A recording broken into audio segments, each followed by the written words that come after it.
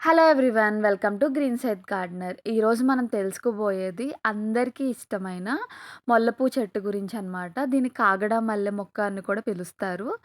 And ఇంగ్లీష్‌లో అయితే star jasmine, Downey jasmine అని పిలుస్తారనమాట. మన ఇండియాలో ఇదొక అందమైన పువ్వుల మొక్కనమాట. ఇది మనం తోటలో పెంచుకుంటే మన తోట చాలా అందంగా ఉంటుంది. అంతే కాకుండా చాలా హెల్త్ బెనిఫిట్స్ ఉన్నాయి. అసలు ఇది పెంచుకోవడం వల్ల మనకేం ప్రయోజనాలున్నాయి? పెంపకం ఎలా చేయాలి? దీని టిప్స్ ఏంటి? అండ్ ఈ పువ్వుల్ని మనం ఎలా యూజ్ చేసుకోవచ్చు? ఇటువంటి సీక్రెట్స్ అన్నీ ఈ వీడియోలో అయితే తెలుసుకుందాం. ముల్ల పువ్వుల్ని పెంచుకోవాలంటే ఫస్ట్ మనకు కావాల్సిన సన్‌లైట్ అనమాట. ఎందుకంటే ఈ ముల్ల పూలనేవి సన్‌లైట్ బాగా తగిలితే ఎక్కువ పూస్తాయి. కాబట్టి మీరు వేసే ప్లేస్ ఎలా ఉండాలంటే 5-6 అవర్స్ అనేది డైరెక్ట్ సన్‌లైట్ అనేది ఈ ప్లాంట్ మీద పడాలనమాట. అలా పడడం వల్ల ఏంటంటే ఈ ప్లాంట్ అనేది ఫ్లవరింగ్‌ని ప్రమోట్ చేస్తుంది. ఆ తర్వాత ఉండాల్సింది సాయిల్ రిక్వైర్మెంట్. సాయిల్ ఎలా ఉండాలంటే ఆర్గానిక్ మ్యాటర్‌గా ఉండాలి. కాబట్టి మొక్క వేసేటప్పుడు మనం కాంపోస్ట్ గానీ, కొంచెం ఇసుక గానీ ఇవన్నీ కలిపి మిక్స్ చేసుకున్న తర్వాత మనమైతే మొక్కయితే పాతాలనమాట. మీరు చూస్తే దీని ఆకులనేవి చాలా ముదురు ఆకుపచ్చ రంగులో ఉంటాయన్నమాట. అండ్ చాలా సాఫ్ట్‌గా ఉంటాయి. మెయిన్‌గా ఈ పువ్వులనేవి వింటర్ సీజన్‌లో అయితే చాలా బాగా పూస్తాయి. ప్లాంట్ 3 ఫీట్ నుంచి 10 అడుగుల పొడుగు వరకు పెరుగుతుంది. ఇది ఎలా పెంచుకోవాలో తెలుసుకుందాం. ఫస్ట్ అయితే మన దగ్గరలో ఉన్న నర్సరీకి గాని వెళ్లి అక్కడ మల్లెపూ మొక్కంటే అడిగితే ఇస్తారనమాట. లేదు మన దగ్గరలో నర్సరీ లేకపోతే ప్లాంటింగ్ టెక్నిక్ ద్వారా ఈ మొక్కనైతే పెంచుకోవచ్చు. ఏం చేయాలంటే ఇప్పుడు మీకిక్కడ మొక్కలు కనిపిస్తున్నాయి కదా! ఇవన్నీ దీని స్టెమ్స్ అనమాట. ఈ పువ్వులున్నదంతా ఒక స్టెమ్. ఆ స్టెమ్‌ని కట్ చేసి లేయరింగ్ చేసి దానికి ఒక వాటర్ ఇస్తే ఫెర్టిలైజర్స్ ఇస్తే మనకి ప్లాంటింగ్ అనేది జరుగుతుందనమాట. స్టెమ్ కటింగ్ ద్వారా కూడా పెంచుకోవచ్చు కాబట్టి, ఇలా స్టెమ్స్ వచ్చినవి కట్ చేసి వాటికి వేర్లు పట్టించి అది డైరెక్ట్ పాతుకుంటే బెస్ట్.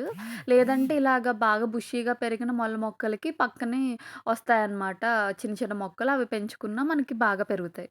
మొక్క తీసుకున్నట్టు ఇందాక చెప్పినట్టుగా సన్‌లైట్ ఉండే ప్లేస్, సాయిల్ రిక్వైర్మెంట్ సాటిస్ఫై చేసేసుకున్న తర్వాత, మనం ఈ మొక్క అయితే పాతేయాలి. పాతేసిన తర్వాత ఓవర్ వాటరింగ్ అనేది చేయకూడదనమాట.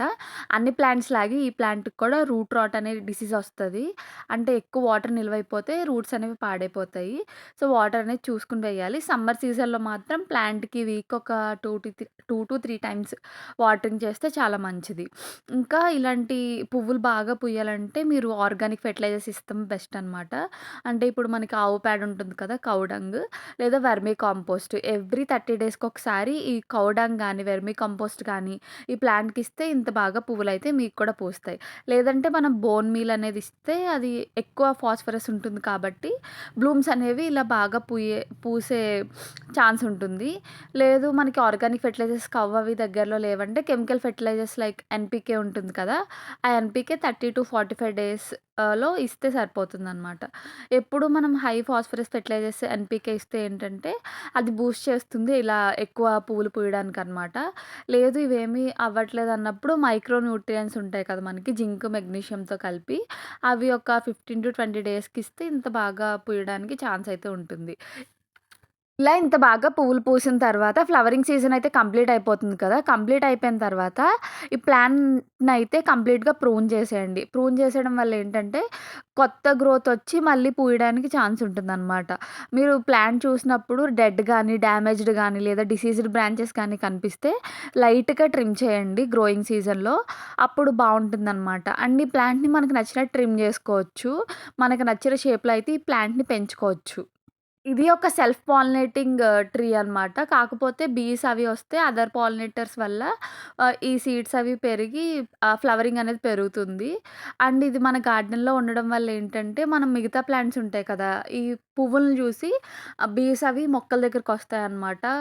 మనకి తుమ్మెదలు గానీ, సీతాకోక చిలుకలు గానీ, ఈ బీస్ కానీ ఇక్కడికి రావడం వల్ల వేరే ప్లాంట్స్‌కి హెల్ప్ అవుతుంది. వేరే ప్లాంట్స్‌కి పాలినేషన్ జరగడానికి ఈ ప్లాంట్ మన గార్డెన్‌లో ఉండడం వల్ల హెల్ప్ అవుతుంది.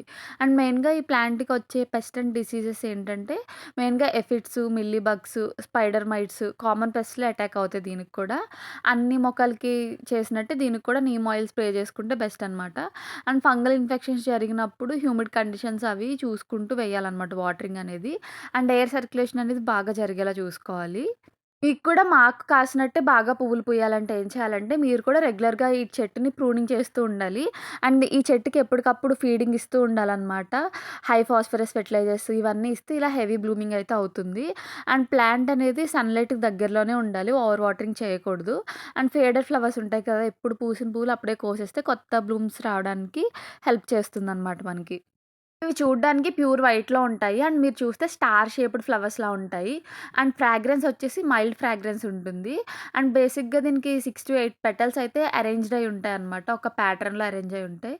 మీరు చూస్తే 6-8 ప్యాటర్న్స్ ఉంటాయి. అండ్ బ్లూమ్స్ అనేవి వింటర్ సీజన్‌లో బాగా పూస్తాయి. ఇంకా స్టెమ్ విషయానికొస్తే వుడ్డీ అండ్ రాబస్ట్‌గా ఉంటుంది. అది ష్రబ్‌గా పెరుగుతదనమాట. చాలా బాగా పెరుగుతుంది. వైన్ యూజ్ చేసుకొని సపోర్ట్ తీసుకొని అలా పాకుతూ ఉంటుందనమాట ఈ మొక్క. అండ్ ఇది హైట్ ఒక 3-10 ఫీట్స్ వరకు ష్రబ్‌లా పెరుగుతుందనమాట. 15 ఫీట్ వరకు ఎదిగిన మొక్కలు కూడా ఉంటాయి మనం చూస్తే. ఈ పువ్వుల్ని చాలా పువ్వుల మార్కెట్‌లో చూస్తాము. అంతే కాకుండా రిలీజియన్స్ రిచువల్స్ ఉంటాయి కదా! ఫెస్టివల్స్. ఆ టైమ్స్‌లో ఈ ఫ్లవర్స్‌నయితే టెంపుల్స్‌లో అయితే ఎక్కువ మాలల కింద చేసి ఆఫర్ చేస్తారు దేవుడికి. లీవ్స్ కూడా స్కిన్‌కి అవి హెల్ప్ అవుతాయన్నమాట. ఫ్లవర్స్ అనేవి మనకి స్ట్రెస్‌ని రిలీవ్ చేస్తాయి. అండ్ చూడడానికి చాలా బావుంటాయి కదా! సో, దాన్ని చూడడం వల్ల మనకి స్ట్రెస్ అయితే రిలీవ్ అవుతుందన్నమాట. ఇంకా రూట్స్ అనేవి కూడా చాలా హెర్బల్ రెమెడీస్‌లో ఫీవర్‌కి, కాఫ్‌కి యూజ్ చేసేవారంట ఓల్డెన్ డేస్‌లో. అండ్ ఆర్నమెంటల్ యూజ్‌కి ఇంకా మనం ఈ ఫ్లవర్స్‌ని తీసుకొని ఆర్నమెంట్స్‌గా పెట్టుకోవచ్చు. పాట్స్‌లో అందంగా పెట్టుకోవచ్చు. ఇంకా ఎక్కువ పర్ఫ్యూమ్స్ తయారు చేస్తారు కదా! సెంట్స్ అవి. వాటిల్లో అయితే ఈ ముల్ల పువ్వులని ఎక్కువగా యూజ్ చేస్తున్నారు. అండ్ ఈ కాగడంమల్లి ఫీచర్ ఏంటంటే స్పెషల్ ఫీచరు. ఇది మొక్కేసుకుంటే మనకింత బాగా పూలొస్తాయి. అంతే కాకుండా ఈ లార్జ్ నంబర్ ఆఫ్ ఫ్లవర్స్ అనేవి మనకి వింటర్ సీజన్‌లో దొరుకుతాయన్నమాట. అండ్ ఇది చాలా లో మెయింటెనెన్స్. మనం వాటర్ వేయకపోయినా దానికదే బతికేస్తుంది. అంటే మినిమల్ కేర్ వేయాలి. పూర్తిగా వేయకుండా ఉండకూడదు గానీ, మినిమల్ కేర్ తీసుకుంటే సరిపోతుంది. అన్ని ప్లాంట్స్ లాగా మనం పట్టుకునేం కూర్చోనవసరం లేదు. అండ్ షార్ట్ పీరియడ్‌లో కూడా ఇది డ్రై రీజియన్స్‌లో కూడా బాగా పెరుగుతుందన్నమాట. అంటే ఎటువంటి సిట్యుయేషన్ అయినా ఈ మొక్కయితే తట్టుకోగలదు. ఈ మొక్కతో మీ మొక్కని నర్సరీ నుంచి కానీ, స్టెమ్ కటింగ్ ద్వారా తెచ్చుకున్న తర్వాత ఇనిషియల్‌గా ఏంటంటే, మనం ఆర్గానిక్ మ్యాటర్ ఇవన్నీ ఇచ్చిన తర్వాత ఒక 0-3 మంత్స్‌లో రూట్స్ అయితే డెవలప్ అవుతాయి. రూట్స్ డెవలప్ అయిపోయిన తర్వాత మనం నీట్‌గా సాయిల్ మాయిశ్చర్ ఇస్తూ, మాయిస్ట్‌గా ఉన్నప్పుడు వాటర్ ఇస్తూ, ఫెర్టిలైజర్స్ ఇస్తూ ఉంటే అది అలా జర్మినేషన్ స్టేజ్‌లో పెరుగుతుందనమాట. పెరిగిన తర్వాత వెజిటేటివ్ గ్రోత్ అనేది వస్తుందనమాట. వెజిటేటివ్ గ్రోత్ అంటే ఏంటంటే, బ్రాంచెస్ అనేవి పెరుగుతూ ఉంటాయి. అండ్ ప్లాంట్ అనేది గ్రో అవుతూ స్టార్ట్ అవుతుందనమాట. చాలా బుషీగా, చాలా ఎక్కువ బ్రాంచెస్‌తో స్టార్ట్ అవుతుంది. అలాంటి టైంలో ఏంటంటే 5-6 అవర్స్ సన్‌లైట్ దొరుకుతుంది కాబట్టి, అప్పుడు బాగా పెరుగుతుందనమాట. అండ్ మనం అప్పుడే ఆ స్టేజ్‌లో 3-12 మంత్స్ ఆ ప్లాంట్‌కున్న స్టేజ్‌లో ఏం చేయాలంటే నీట్‌గా ప్రూన్ చేసుకోవాలి ఒక షేప్‌లో. ఆ తర్వాత 6-8 వీక్స్ అనేది కంప్లీట్‌గా ఫెర్టిలైజర్స్ ఇస్తూ ఉండాలనమాట.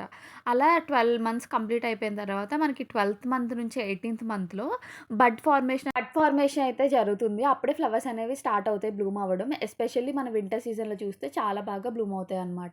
ఆ టైంలో మనం హై ఫాస్ఫరస్ ఫెర్టిలైజర్స్ కానీ, లేదా డెడ్ హెడ్ అయిపోయిన బ్లూమ్స్‌ని తీసేస్తే కొత్త ఫ్లవర్స్ అనేవి బాగా వస్తాయి. ఇది 12-18 మంత్స్ జరిగే ప్రాసెస్. ఆ తర్వాత 18-12 మంత్స్‌లో ఏం జరుగుతుందంటే, హెవీ ఫ్లవరింగ్ అనేది అక్కరవుతుంది. ఆ తర్వాత ఈ మొక్కలు పువ్వులు పూయడం వల్ల చాలా బాగా స్మెల్ వస్తాయి మన గార్డెన్ మొత్తం. అప్పుడు మనం ఏం చేయాలంటే సన్‌లైట్ అనేది బాగా తగులుతుందా లేదా, ఫెర్టిలైజేషన్ బాగా జరుగుతుందా లేదా చూసుకోవాలి. ఆ తర్వాత ప్రూనింగ్ చేసేయాలన్నమాట ఫ్లవర్స్‌ని. ఆ తర్వాత దాన్ని అలా చేయడం వల్ల మనకేమవుతుందంటే ఫ్రెష్ గ్రోత్ అనేది స్టార్ట్ అవుతుంది.